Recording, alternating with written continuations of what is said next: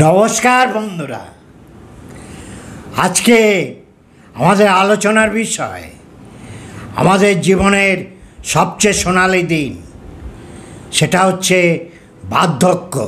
আরে বন্ধু, মন্দিরে দেবালয়ে সারাদিন জপ তপ করুন আর নামাজ পড়ুন, স্বর্গে বা জান্নাতে যেতে পারবেন না। সেটা নেই, কে জানে, কেউ দেখেছে? একমাত্র সিনেমাতে ভানু বন্দ্যোপাধ্যায় জমালয় জীবন্ত মানুষ, ওর কিছু এই অভিজ্ঞতা আছে। বাস্তবে কেউ কোনো দিন স্বর্গ নরকের গল্প জানে না। মৃত্যুর পরে আত্মা বিলীন হয়ে যাবে, মহাশূন্যে আপনি বিলীন হয়ে যাবেন। আপনার অস্তিত্ব আপনি অনুভব করতে পারবেন না। আমি যে সুজয় দিয়েছিলাম, কি করেছিলাম, কিছুই আমার মনে থাকবে না। অতএব ওসব করে কিচ্ছু হবে না। যা করতে হবে আনন্দ ভোগ, সেই এই বার্ধক্যের কটা দিন, যতদিন আপনি সুস্থ শরীরে থাকবেন, ভোগ করে যান, আনন্দ করে যান আপনার সামর্থ্যের ভিতর। আর এই ভিডিওর শেষে বলবো, পুজো ধ্যান নয়, নামাজ নয়, বরং যৌনতা এবং হস্তমৈথুন বার্ধক্যে আপনাকে আনন্দ দেবে। বার্ধক্যের কিছু টিপস দেব, যাতে আমরা 60 ঊর্ধ্ব জীবনটা সুন্দরভাবে কাটাতে পারি। আপনারা ভাবছেন সুজয় কি বলছে, বার্ধক্য জীবনের সবচেয়ে সেরা সময়, সোনালি দিন। হ্যাঁ, এই সময় বাবা মার কোনো শাসন নেই, বসের কোনো চোখ রাঙানি নেই, সময় মতো অফিস যাওয়া, ব্যবসা ক্ষেত্রে যাওয়ার কোনো দায় নেই, মুক্ত বিহঙ্গ, নীল আকাশে দুডানা মেলে আপনি ঘুরে বেড়ান সোনালি চিলের মতো। এই সময় আমাদের কিছু নিয়মকানুন ভালোভাবে জানতে হবে, বুঝতে হবে, যাতে এই সময়টা সত্যি সোনালি হয়ে ওঠে। সেই আলোচনাই আজ করতে এসেছি। আমরা এই আলোচনাটা 3টে ভাগে করব। এক হচ্ছে অর্থনৈতিক, ফিনান্সিয়াল কিছু নিয়মকানুন আমরা জেনে নেব, যেগুলো আমাদের করতে হবে এই বয়সে। দ্বিতীয়ত স্বাস্থ্য সম্পর্কিত কিছু বিষয় আমাদের স্মরণে রাখতে হবে। আর হচ্ছে সামাজিক ক্রিয়াকাণ্ডের সাথে কিভাবে আমরা যুক্ত থাকব, যাতে আরও ভালো থাকতে পারি। আমি সেই বৃদ্ধদের কথা বলছি, যাদের রোজ আর কায়িক পরিশ্রম করে দুবেলা খাবারের সংস্থান করতে হয় না, যার যার নিজের মতো কিছু সঞ্চয় আছে, তাই দিয়েই সংসার চলে যাবে। যাদের বার্ধক্যেও কঠিন পরিশ্রম করে দুবেলার খাবারের ব্যবস্থা করতে হয়, আমি তাদের কথা বলতে আসিনি। আমাদের মূল আলোচনা শুরু করার আগে বলছি, আমি আপনাদের সুজয়। আমি একজন রিটায়ার্ড ব্যাংক এক্সিকিউটিভ। ব্যাংকে বিভিন্ন উচ্চ পদে কাজ করার দীর্ঘ অভিজ্ঞতা আমার আছে। সেই অভিজ্ঞতার নিরিখে এবং আমার ব্যক্তিগত জীবনের অভিজ্ঞতার নিরিখে আপনাদের কিছু কথা বলবো আজকে। আপনাদের আমার ভিডিও ভালো লাগলে লাইক করবেন, শেয়ার করবেন। আপনাদের কেমন লাগলো কমেন্টে একটু জানাবেন। আর যারা এখনও সাবস্ক্রাইব করেননি আমার চ্যানেলটা, তারা লাল সাবস্ক্রিপশন বাটনটা ক্লিক করে দিন এবং নোটিফিকেশান বেলটা বাজিয়ে দিন, যাতে আমার সমস্ত ভিডিও আপনাদের কাছে সময় মতো পৌঁছে যায়। আপনাদের একটা লাইক বা সাবস্ক্রিপশানে আপনাদের কোনো পয়সা খরচ হবে না, কিন্তু আমি অনেক অনেক অনুপ্রেরণা পাব। এবার তাহলে মূল আলোচনায় প্রবেশ করা যাক। বার্ধক্য বা এজিং হচ্ছে একটা ন্যাচারাল ফেনোমেনন। এটা সময়ের সাথে সাথে বার্ধক্য আসবে। সমস্ত প্রাণী জগতের ক্ষেত্রে এটা প্রযোজ্য। বার্ধক্য কেউ রোধ করতে পারবে না। বিলম্বিত হয়তো একটু করা যেতে পারে, কিন্তু বার্ধক্য হবে না এরকম হয় না প্রাণী জগতে। অতএব যারা আজকে কিশোর কিশোরী, যুবক যুবতী, তাদের ক্ষেত্রেও এটা প্রযোজ্য। তার কারণ তারাও একদিন বার্ধক্যে পৌঁছবেন। এবার আমরা মূল আলোচনাটা শুরু করি। কিছু নিয়ম আপনাকে এই বয়সে মানতে হবে। প্রথম হচ্ছে, আমাদের ভিতর বহু মানুষকে দেখি বার্ধক্যেও টাকা সঞ্চয়ের চেষ্টা করে যাচ্ছে, টাকাকে আরও বাড়ানোর চেষ্টা করে যাচ্ছে। জীবনে কোনো ভোগ নেই, বিলাস নেই, দেশভ্রমণ নেই। আমি এমনও ব্যক্তিকে দেখেছি, সরকারি ভালো চাকরি করে, ছেলে মেয়ে নেই, নিঃসন্তান, সে ভোগ করে না, বেড়াতে যায় না। এই এক দুর্বিষহ জীবন এদের। মাঝে মাঝে হোটেলে খেতে যাও, ফুর্তি করো, বন্ধুবান্ধবকে খাওয়াও। এই যে সেই মনে পড়ে বাংলা সিনেমার বিখ্যাত চলচ্চিত্র বাঞ্ছারামের বাগান, সেই মনোজ মিত্রের অসামান্য অভিনয়। সে মৃত্যু মুখে চলে গেছে, তবু তার সম্পত্তি, ধন দৌলত, জমি জমা নিয়ে আবিষ্ট হয়ে আছে। এই যে জীবন, এ বড় কষ্টের জীবন। মুক্ত হন সব কিছু থেকে আস্তে আস্তে। এই বয়সে আর সঞ্চয় না, no savings, only spending. Spending করা শিখুন, খরচ করা শিখুন, নিজের জন্যে, সহধর্মিণীর জন্যে, ছেলে মেয়ে নাতি নাতনির জন্যে ভাবতে ভাবতে তারা ক্লান্ত হয়ে পড়ছে। কোনো শখ আর জীবনে করা হলো না, এটা এক। দ্বিতীয়ত, আপনার যত ডিপোজিট আছে, ইন্স্যুরেন্স আছে, লকার আছে, সব কিছুতে আপনাকে যাদের পছন্দ করেন তাদের নমিনি করে রাখুন, যাতে আপনার মৃত্যুর পরে আপনার সম্পত্তি তারা সহজে পেতে পারে। এই বয়সে এসে কোনো রকম নতুন করে রিস্ক ওরিয়েন্টেড ইনভেস্টমেন্ট করবেন না। শেয়ার মার্কেট, মিউচুয়াল ফান্ডে কোনো ইনভেস্টমেন্ট করবেন না। 4, ভুলেও আপনার বাড়িঘর, ছেলে মেয়ে এদের ট্রান্সফার করবেন না এখনই। দানপত্র করে লিখে দেবেন না, তাহলে হয়তো একদিন ছেলের বৌমা গলা ধাক্কা দিয়ে আপনাকে বাড়ি থেকে বের করে দেবে। এ খবর তো আমরা প্রায় খবরের কাগজে দেখতে পাই। এই বেশি ভালো হওয়ার চেষ্টা করবেন না। বয়স্ক মানুষদের আর একটা ব্যাপারে সাবধান থাকতে হবে, সেটা হচ্ছে জালিয়াতরা, সাইবার ক্রাইম যারা করছে তাদের প্রধান লক্ষ্য হচ্ছে বয়স্ক মানুষরা।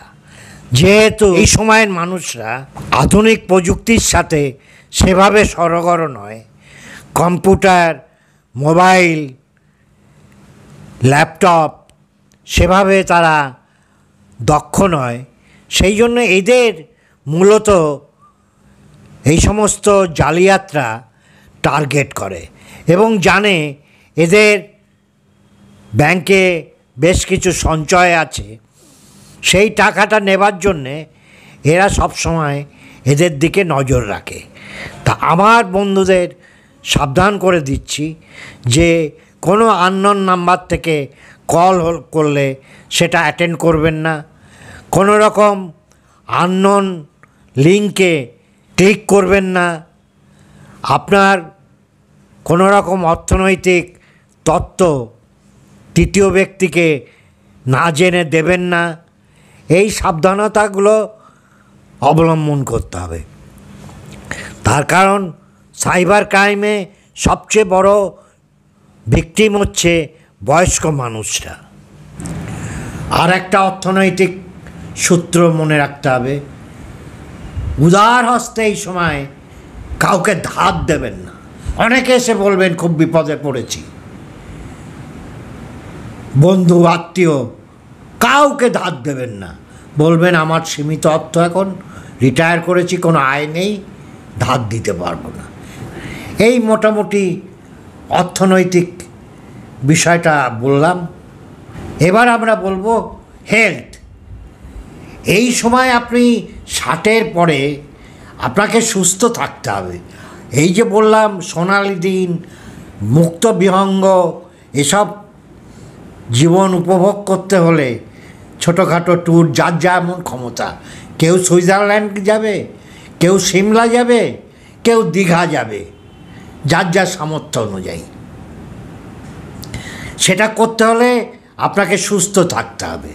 সেই জন্য এই সময় সকলকে একটু এক্সারসাইজ করতে হবে, ফ্রি হ্যান্ড এক্সারসাইজ, প্রাণায়াম করতে হবে, যাতে আপনার মাসেলগুলো সুস্থ থাকে, সচল থাকে। তার কারণ আপনি যদি হাঁটা চলা না করেন, অলস জীবনযাপন করেন, আস্তে আস্তে আপনার মাসেলগুলো অকেজো হয়ে যাবে। হাঁটুতে ব্যথা করবে, পায়ে ব্যথা করবে, ঘাড়ে ব্যথা করবে। অতএব একটু এক্সারসাইজ করুন, শরীরকে সচল রাখুন। সে আপনি ছাদে বাগান করতে পারেন, রাস্তায় হাঁটতে পারেন। এই সময় কিন্তু ধীরে ধীরে আমাদের ডিজেনারেশন হবে। কারোর ক্যাটারাক্ট অপারেশান করতে হবে, কারোর হার্নিয়া অপারেশান করতে হবে, কারোর পোস্ট্রেটের প্রবলেম হতে পারে। এগুলো হচ্ছে ডিজেনারেশন, এগুলো মেনে নিতে হবে। এইগুলো নিয়ে শোক তাপ করার কিছু নেই, লোককে বলে বেড়ানোর কিছু নেই। আরে আমার সুগারটা বেড়ে গেছে, আমার প্রেশারটা বেড়ে গেছে, এগুলো নর্মাল। আপনি যত এগুলো নিয়ে টেনশান করবেন, যত এগুলো নিয়ে আলোচনা করবেন, আপনি বিমর্ষ হয়ে পড়বেন। অতএব এগুলোকে ভুলে যান, এগুলো হবেই। বরং সেগুলো হলে যথাযথ ব্যবস্থা নিন। স্বাস্থ্য সম্পর্কে 3 নম্বরে একটা কথা বলবো, সেটা হচ্ছে আমরা 50-60-এর পরেই মনে করি আমাদের যৌন জীবন শেষ হয়ে গেছে। আমরা স্বাস্থ্য সম্বন্ধে তেমন সচেতন হই না। আমাদের প্রোস্টেট গ্ল্যান্ডের ফাংশনটা আমরা ঠিকমতো জানি না, যেখানে টেস্টোস্টেরন এক ধরনের সেক্স হরমোন, যার থেকে সিমেন তৈরি হয়। এই হরমোন আমাদের স্প্যাম বা সিমেন তৈরি করতে সাহায্য করে। এইটা যদি ডিসচার্জ না হয়, সেটা যদি ওখানে ফিক্সড হয়ে থাকে, তাহলে প্রোস্টেট গ্ল্যান্ডে পেইন হবে, ইনফ্লেমেশন হবে, নানা রকম সমস্যা তৈরি হবে, ক্যান্সারের সমস্যাও তৈরি হতে পারে। এটা এক ধরনের seminal fluid. Prostate gland urine ফ্লোকেও সাহায্য করে।